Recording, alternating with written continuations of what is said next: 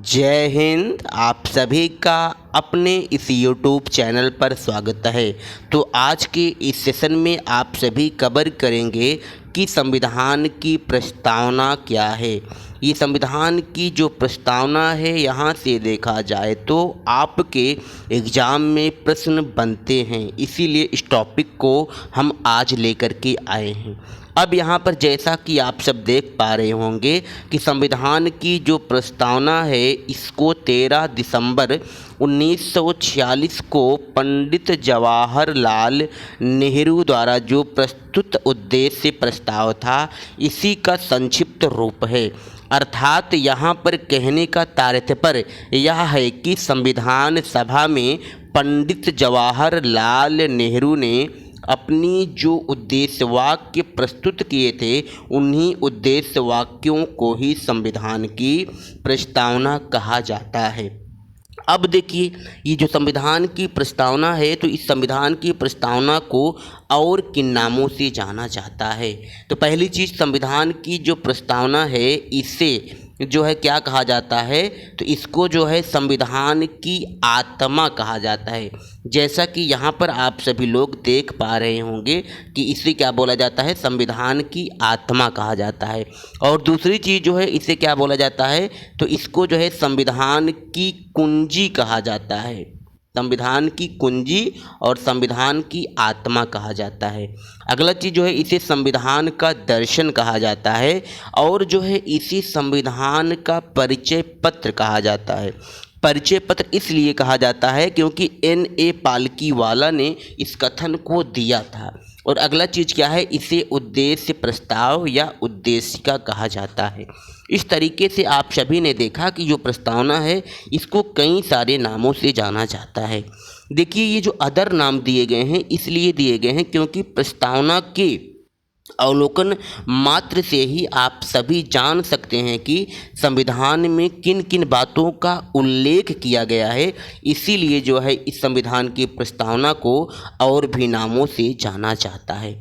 अब हम यहाँ पर जो है कुछ आपके लिए फैक्ट लेकर के आए हैं। जैसा कि यहाँ लिखा है नोट्स, ये बहुत ही महत्वपूर्ण है।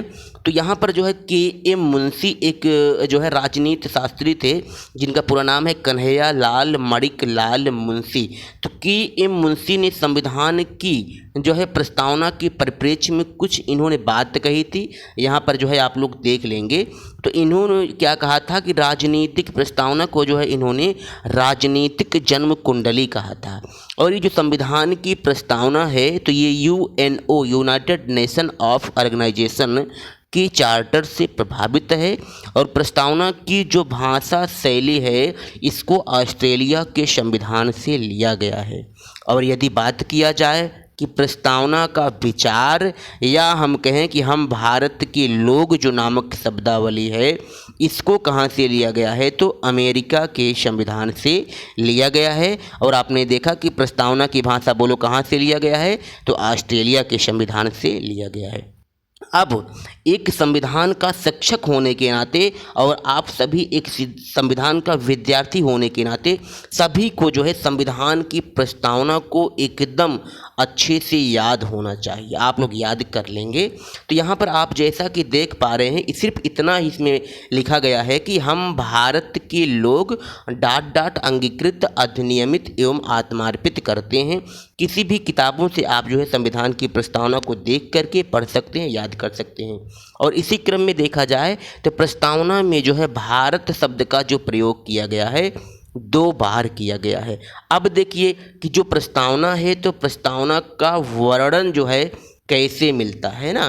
तो देखिए, प्रस्तावना का जो वर्णन है, इसमें 3 प्रकार से मिलता है। पहला क्या है कि संवैधानिक सत्ता का स्रोत क्या है, बहुत ही महत्वपूर्ण है। यदि आप जो है संविधान की प्रस्तावना को पढ़ेंगे, संविधान की प्रस्तावना को पढ़ने के फलस्वरूप जो है इसका जो है 3 प्रकार से एक्सप्लेनेशन किया जा सकता है। जैसा कि आपने पहला क्या देखा कि संवैधानिक सत्ता का स्रोत क्या है, तो संवैधानिक सत्ता का जो स्रोत है वो क्या है, भारत की जनता है। अर्थात कहने का तात्पर्य यह है कि पूरे संविधान में देखा जाए तो जो मेन स्रोत है, जो मेन पावर्स होती है, वह जनता में ही होती है। और सत्ता का स्वरूप क्या है? तो यहाँ आप लोग देख पा रहे होंगे कि संपूर्ण प्रभुत्व संपन्न, समाजवादी, पंथ निरपेक्ष, लोकतंत्रात्मक, गणतंत्र, ये सत्ता के स्वरूप हैं। आपके एग्जाम में ये भी प्रश्न बन सकता है कि सत्ता के कुल कितने स्वरूप हैं? तो आपने देखा कि सत्ता के कुल कितने स्वरूप हैं? 5 स्वरूप हैं। इसी क्रम में यहाँ पे आप देख रहे होंगे कि सत्ता का उद्देश्य क्या क्या है। तो सत्ता का उद्देश्य ये है कि न्याय देना है, स्वतंत्रता होनी चाहिए, समता होनी चाहिए, बंधुता होनी चाहिए, एकता होनी चाहिए और अखंडता होनी चाहिए। इस तरीके से आप सभी ने यहाँ पर ये कवर किया कि सत्ता के उद्देश्य यदि बात किया जाए कि टोटल कितने हैं, तो 3 3 6 सत्ता के उद्देश्य कितने हैं? टोटल 6 हैं। उम्मीद करते हैं कि यहाँ तक आप सभी को सारी बातें समझ में आ गई होंगी। अब हम इसी क्रम में जो है आगे चलते हैं। तो यहाँ जैसा कि नीचे आप लोग देख पा रहे होंगे, संविधान की प्रस्तावना को पढ़ने के फलस्वरूप जो है कुछ जो है संविधान के उद्देश्य निकल के आते हैं, यहाँ आप देख पा रहे होंगे। अब देखिए कि प्रस्तावना के अकॉर्डिंग जो है संविधान के उद्देश्य क्या क्या हैं। तो इसके जो उद्देश्य हैं वो 4 होते हैं, बहुत ही महत्वपूर्ण है। प्रस्तावना के अकॉर्डिंग जो है कॉन्स्टिट्यूशन के उद्देश्य क्या हैं? तो ये 4 होते हैं। पहला क्या है? ये न्याय है, न्याय। और दूसरा क्या है? स्वतंत्रता। तीसरा क्या है? क्षमता। और चौथा क्या है? बंधुता। ठीक है ना। अब देखिए न्याय की बात किया जाए तो कितने प्रकार के न्याय की बात की गई है आपकी प्रस्तावना में। तो पहला न्याय क्या है? यहाँ पे आप लोग देख पा रहे होंगे, सामाजिक न्याय है, दूसरा आर्थिक न्याय है और तीसरा राजनीतिक न्याय है। यानी यदि बात किया जाए संविधान की प्रस्तावना में कितने प्रकार के जो है न्याय की बात की गई है, तो 3 प्रकार के न्याय की बात की गई है। और इसी क्रम में देखते कि कितने प्रकार की स्वतंत्रता की बात की गई है।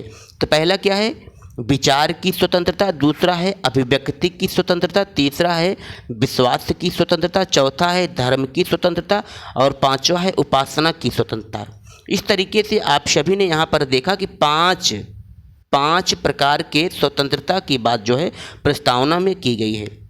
और इसी क्रम में देखते हैं कितने प्रकार की समता की बात की गई है। तो प्रतिष्ठा एवं अवसर की समता, अर्थात संविधान की प्रस्तावना में सिर्फ 2 प्रकार की समता की बात की गई है। और इसी क्रम में आप लोग देख ही पा रहे होंगे कि सिर्फ जो है एक ही बंधुता की बात की गई है। उम्मीद करते हैं कि आप सभी को यहाँ तक जो है सारी बातें समझ में आ रही होगी। अब हम इसी क्रम में चलते हैं आगे। देखिए कभी कभी आपके एग्जाम में पूछा जाता है कि जो प्रस्तावना है, तो प्रस्तावना का जो है सही क्रम क्या है ना, प्रस्तावना का सही क्रम क्या है। तो यहाँ पर आप ध्यान से समझेंगे, प्रस्तावना का जो सही क्रम है, पहले क्या आता है? सार्वभौम आता है। बहुत बार जो है पीसीएस प्री के एग्जाम में ये क्वेश्चन आया हुआ है। सार्वभौम, सत्ता संपन्न, समाजवादी, पंथ निरपेक्ष, लोकतंत्रात्मक, गणतंत्र। ये क्या है? प्रस्तावना का सही क्रम है। पहले आपने क्या देखा कि सार्वभौम आया, दूसरा क्या आया? सत्ता संपन्न आया, तीसरा क्या आया? समाजवादी आया, और समाजवादी के बाद क्या आया? पंथ निरपेक्ष आया, और पंथ निरपेक्ष के बाद लोकतंत्रात्मक आया, और लोकतंत्रात्मक बाद गणतंत्र आया। उम्मीद करते हैं कि यहाँ तक आप सभी को सारी बातें समझ में आ रही होंगी। अब देखिए संविधान की जो प्रस्तावना है, तो प्रस्तावना को लेकर के देखा जाए तो न्यायालय में जो है कुछ विवाद हुए थे।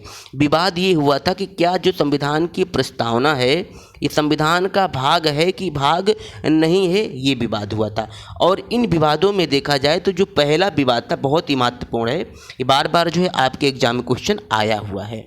पहला जो विवाद हुआ था बेरी बारू का विवाद हुआ था, और ये जो विवाद है 1960 में हुआ था। और इसमें जो है न्यायालय ने ये कहा था कि जो संविधान की प्रस्तावना है, ये बोलो क्या है? संविधान की कुंजी है। संविधान की प्रस्तावना क्या है? बोलो, संविधान की कुंजी है, लेकिन जो है यह संविधान का भाग नहीं है। बहुत ही महत्वपूर्ण है। और इसी के फलस्वरूप जो है एक जो है विवाद हुआ था, वाद हुआ था, सॉरी, केशवानंद भारती वाद हुआ था।